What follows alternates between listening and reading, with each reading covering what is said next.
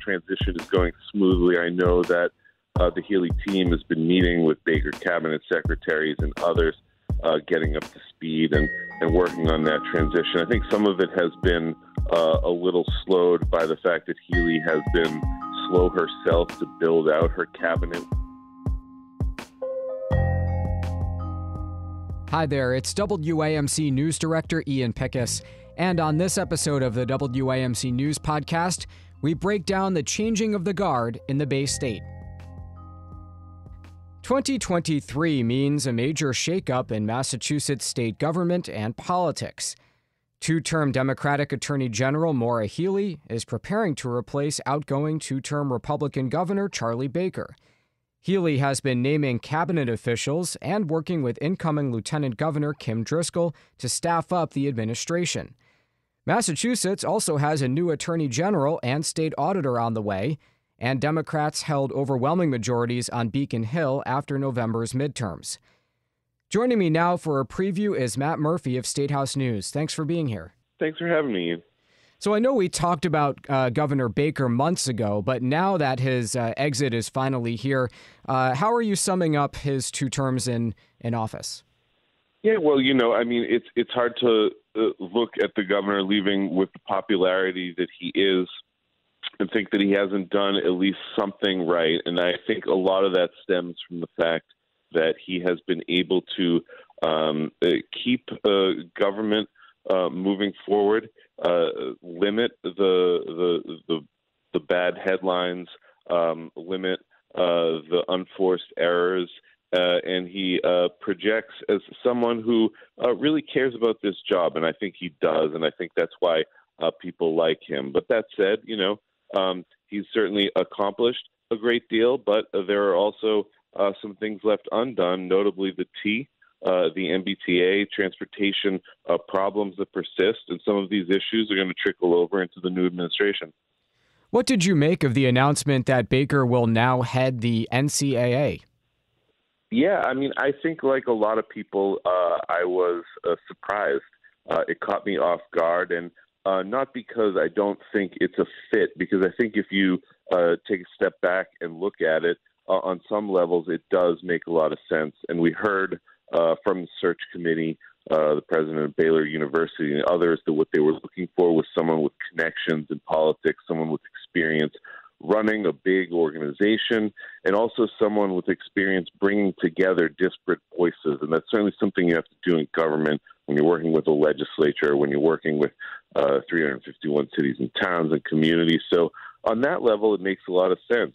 Also, given his deep connections and family roots in college athletics, him having played basketball at Harvard, his wife being a college athlete, his 2 sons being college athletes. But I think where the surprise came in was after he decided to step away from the governor's office and not seek a 3rd term. He's been talking like someone who perhaps needed a break. He was talking about his grandchild who's due in February. I think a lot of us thought that he was going to take a bit of time off before he dived into something. And this is a big pool to dive into, a big national profile here, running an organization that frankly has a lot of issues and a lot of challenges confronting it right now. So Baker and Healey had warm things to say about each other just after the election. How is the transition going as we get closer to Healey taking the reins? Yeah, as far as I think we know, as far as I know, I think the transition is going smoothly. I know that the Healey team has been meeting with Baker cabinet secretaries and others, getting up to speed and working on that transition. I think some of it has been a little slowed by the fact that Healey has been slow herself to build out her cabinet, which is not giving some of these top-level senior officials in the incoming administration a lot of time to sit down with the people who have the jobs now and get those questions answered. But it's not like these people are going anywhere. I think that the information, the institutional knowledge will be there should the new Healey administration have questions when they come in. What do we know about the personnel that Healey is looking at and hiring so far? It seems to me a lot of the people are coming over from her Attorney General's office. Is that right? Yeah, I think that has stood out to me as well. I think, from her senior staff that she's hired, she's bringing over Kate Cook as her chief of staff, Gabe Viator as her senior advisor, and then some of the cabinet picks you're seeing people that she has worked with, either directly from the Attorney General's office, moving across the street to the State House now to lead agencies like the Executive Office of Energy and Environmental Affairs, or she's grabbing people who she's worked with in the past.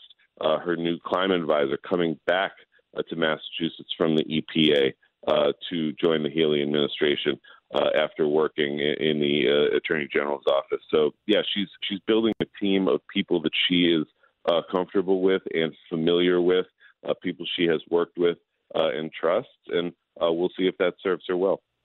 What kind of portfolio will the new Lieutenant Governor Kim Driscoll have in this administration?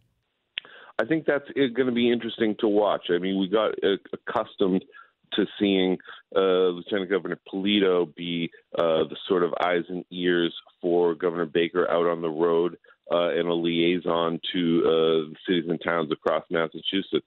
We've heard Lieutenant Governor Kim Driscoll say she wants to play a similar role, and of course, that would make a lot of sense given her background coming from as the mayor of Salem currently to this job. I think you'll probably see her continue to fill that role to some degree. But I think we may see her take on some other issues in her portfolio. I think Healey has alluded to that. I think we just don't know yet how big of a force she will be in the new administration. But I think what we've seen so far from the two of them is that they are trying to approach this together. This is not Healey going off on her own, doing events. They've been to a lot of places together. And I think we're going to see Lieutenant Governor elect Driscoll quite involved in the new administration. What do we know about what Healey's top priorities will be? I mean, what are her plans for the early weeks and months of her administration? Yeah, well, she's got a couple things right off the bat to deal with. I mean, she's talked about restructuring her administration, and she will have to file something right away to accomplish that. The legislature will have to approve. And what I'm thinking of is she wants to create a new Secretary of Housing and split that off from the Executive Office of Economic Development. So that will be one thing. And she's also talked about affordability, of course, being her top priority. And what that will mean in the short term, I think, is she will get to work on putting together her budget. And we may or may not hear her talk about tax relief. This is something she said she wants to pursue. She liked a lot of the proposals the governor put on the table last session, proposals that the legislature even adopted, things like reforms to the estate tax, higher deductions for renters and seniors, senior property owners and homeowners. But these are things that didn't get done because of the confusion at the end of the session over the $3 billion in tax rebates that went out and how much the state could afford. So I think a lot of people are looking to hear from her on tax relief, and this could become part of her first budget, which I know new incoming Secretary of Administration and Finance, Matt Gorkowitz, is already getting to work on, and this is due March 1st. So I think that is the first big thing that we will look for from Healey and her team. Let's talk about the legislature now. What is the dynamic heading into the new term among lawmakers on Beacon Hill, and how are they likely to interact with the new governor? Yeah, this is another area where you have to go back 8 years to remember when the legislature had a Democratic governor in office. But the dynamic is not always what you might think. As we start this session, of course, now Speaker Mariano and Senate President Spilka have had some time working together, a little more familiarity there as they start this next session. So that relationship is sort of formed. But the dynamic with a Democratic governor can be different. With a Republican governor, the legislature feels like they can, kind of run the show. They certainly worked with Governor Baker over the years, and there are some levers that a governor can pull to exert his influence, but that's different with a Democratic governor. I think everyone expects them all to get along and be on the same page and pursue one common agenda, but I don't think that's going to be the case. The question will be how easily and smoothly can Healey talk with these leaders, work with them, and get them to come along to some of the things she wants to do versus fighting with them. I think, we saw former Governor Deval Patrick at times clash with the Democratic leaders in charge at the time. It may have taken a little bit before it got to that point, but, the honeymoon could be short. So just one more thing. Obviously, you've been watching Maura Healey in a different role for the last 2 terms as Attorney General. It's a different position, obviously, with different demands on it. But has anything that she's done as Attorney General give us hints as to how she'll govern? Well, that's a great question. I mean, it's certainly a different role. I think, in some respects, it's a little more public facing. At the Attorney General's office, she was able to pick her spots and highlight the things that she was passionate about, like her work against taking on Purdue Pharma or Exxon or the Trump administration. I think when you're governor, you're kind of forced to be out there with an opinion on every issue. I think she's been somewhat careful, and perhaps she's been careful in the Attorney General's office as well. She has built these cases and she's been successful, but I think she knows when she has the case and when she doesn't. I think as she's become transitioning into this governor's role, she's been careful in what she said. She has not tried to get out too far over her skis and kind of signal where she's going on a number of issues, to the frustration of some people who want to know exactly what policies she's going to put forward, and she's kind of keeping it close to the vest. So I think some of the public relations of the governor's office is going to be a learning curve for her. But on the policy front, I think, if she surrounds herself with a good team, we've seen governors in the past, as long as they have the people there that they can lean on, the transition can go pretty smoothly.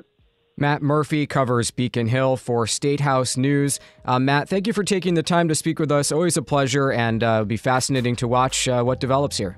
Thanks for having me. All right, that does it for this episode of the WAMC News Podcast. Thanks so much for listening. Until next time, I'm Ian Pickus.